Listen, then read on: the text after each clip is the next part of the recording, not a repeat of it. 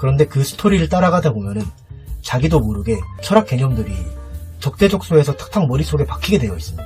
그래서 하면서 이야기를 따라가다 보면은 자기도 모르게. 저는 철학과 대학원생입니다. 그래서 그런지 우리나라에서 나오는 철학책들에 많은 관심을 가지고 있죠. 오늘은 그 중에서도 철학에 입문하고자 하는 분들이 처음에 보시기 좋은 책 몇 가지를 추천해 드리고자 합니다. 저는 오늘 말씀드릴 책들을 고를 때 몇 가지의 기준이 있었습니다. 첫째는 철학 전공자가 쓴 책이어야 한다는 것입니다. 아무리 쉬운 내용도 전문성이 확보되어 있지 않으면 입문자에게 추천하기 어렵겠죠. 그리고 두 번째 조건은 쉽게 쓰여져 있어야 한다는 것입니다. 아무리 좋은 내용도 일반인들이 알아들을 수 있는 말이 아니면은 적어도 입문자에게 추천할 책이라고 하기는 어렵겠죠. 그리고 세 번째는 동양 철학 이야기가 조금이라도 들어가 있어야 한다는 것입니다. 저는 입문자에게 균형이라는 것도 중요하다고 생각하거든요. 그래서 동양 철학 이야기가 조금이라도 들어가 있는 책을 고르려고 노력했습니다. 그게 입문자를 위한 좋은 선택이라고 생각을 했어요. 그리고 마지막으로 가급적 국내 저자가 쓴 책을 소개해드리고자 했어요. 실제로 오늘 제가 소개해드릴 세 권의 책은 다 국내 저자가 쓴 책입니다. 물론 번역서 중에도 좋은 책들이 많겠지만 이 번역이라는 것은 잘못 번역한다든가 기타 약간 의미가 변형된다든가 하는 위험이 어느 정도 따르게 마련이거든요. 물론 뭐 엄청 잘 번역해서 안 그런 경우도 있는지 모르겠지만은, 그래서 제 이번 영상에서는 그렇게 번역에 관련된 위험이 아예 없도록 세 권의 책 모두 국내 저자가 쓴 책으로만 골랐습니다. 자, 이렇게 제 나름대로의 기준을 가지고 책들을 선별했다는 말씀을 우선 드리고 오늘의 책 소개 시작하도록 하겠습니다. 철학 입문서 첫 스텝으로 제가 소개해드리고 싶은 책은 바로 이 책입니다. 논술과 철학 강의 2권이라고 되어 있죠. 2권이라고 되어 있으면 1권도 있겠죠. 1권은 이렇게 생겼어요. 그런데 오늘은 제가 1권 말고 2권만 소개해드리겠습니다. 왜냐하면 이 시리즈가 1권을 읽어야지 2권을 읽을 수 있는 그런 시리즈가 아니에요. 이거는 논술 강의이고 이거는 철학 강의입니다. 물론 1권에도 철학 이야기가 조금 들어있기는 한데 그렇다고 해서 1권을 봐야지만 2권을 볼 수 있는 건 아니에요. 사실 지필된 시간으로 따지면은 2권의 내용이 먼저 쓰여졌습니다. 이 2권은 원래 옛날에 나왔던 이 철학 강의 책을 오늘날의 상황에 맞게 조금 수정하고 보완을 해서 다시 낸 책이거든요. 그렇기 때문에 이게 사실 먼저 나왔고 그 다음에 나온 게 이거예요. 그러다 보니까 이 책을 다시 낸 이 책이 뭐 1권을 딱히 필요로 하지는 않겠죠. 자, 그러면 제가 왜 하필 그 많은 철학 입문서 중에 이거를 선택했는가? 그것도 첫 번째 스텝으로. 그 이유가 있습니다. 이 책은 우선 그 원래 책의 제목에서 보이듯이 이거 보이시나요? 중고생을 위한 강의 시리즈거든요. 이 뒤에 보면은 이 당시에 이 출판사에서 중고생을 위한 강의 시리즈를 여러 개 내려고 했다는 걸 알 수 있어요. 그 중에 첫 번째로 나온 게 철학 강의인데, 네, 그렇게 중고생을 위한다는 컨셉답게 굉장히 쉬운 언어로 쓰여져 있습니다. 그리고 쉬울 뿐만 아니라 철학에 입문하기에 정말 적합한 시스템을 가지고 있어요. 어떤 시스템이냐면은 이 책은 철학이란 무엇인가 하는 딱딱한 설명으로 나가지 않습니다. 처음에 시작하는 게 이 저자의 옛날 이야기예요.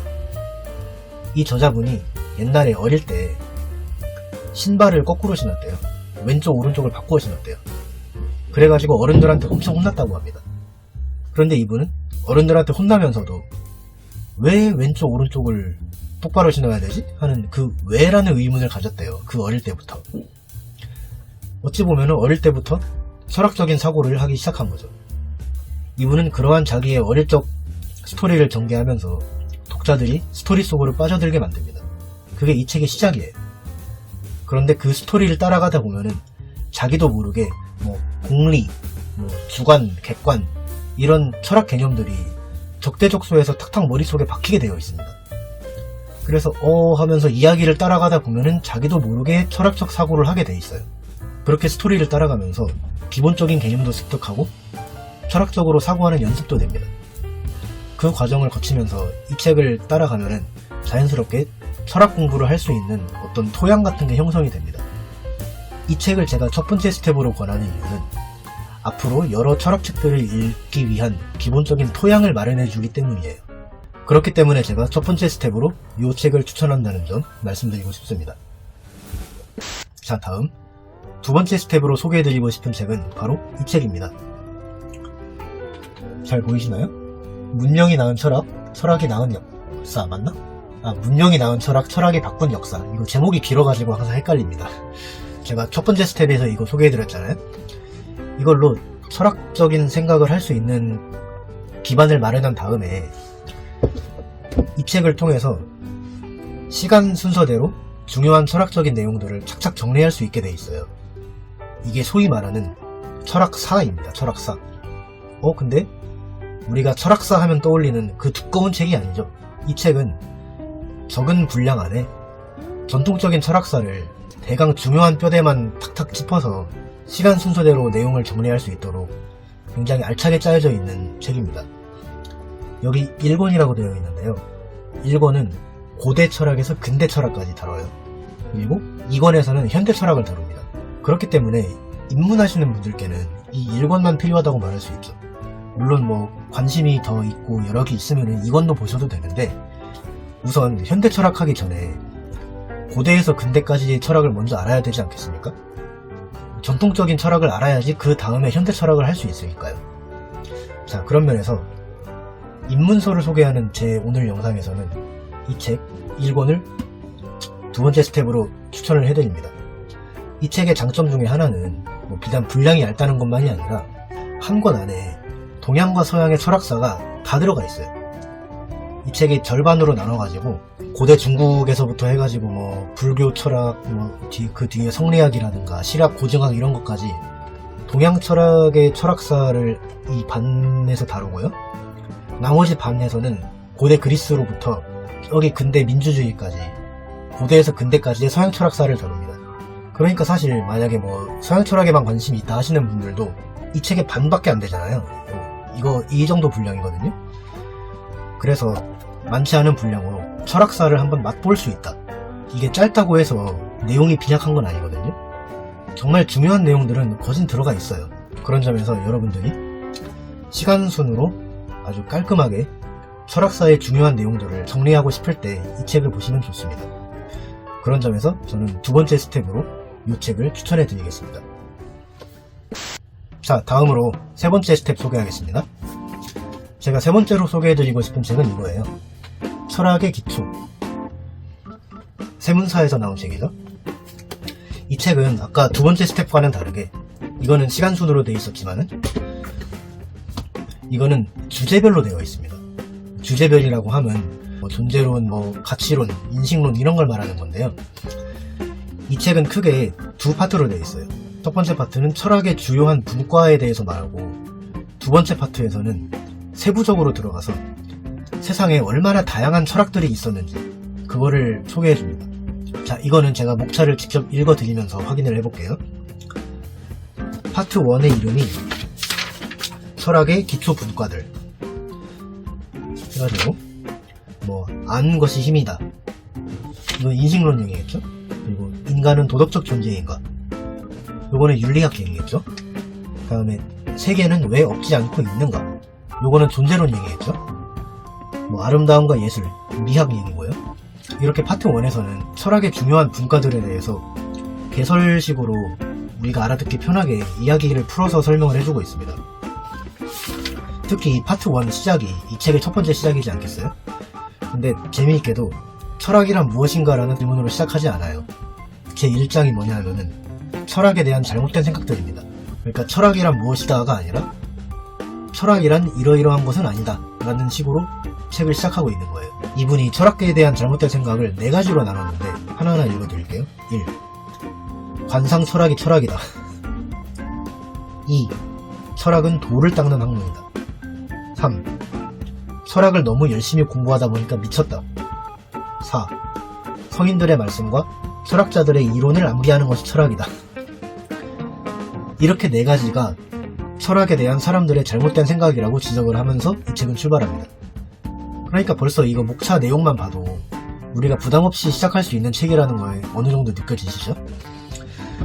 자, 그런데 이거는 파트 1 얘기고, 파트 2에서는 이제 세부적으로 좁혀 들어가서 철학의 분야들과 현대 철학의 경향들이라는 타이틀로 파트 2가 시작이 돼요.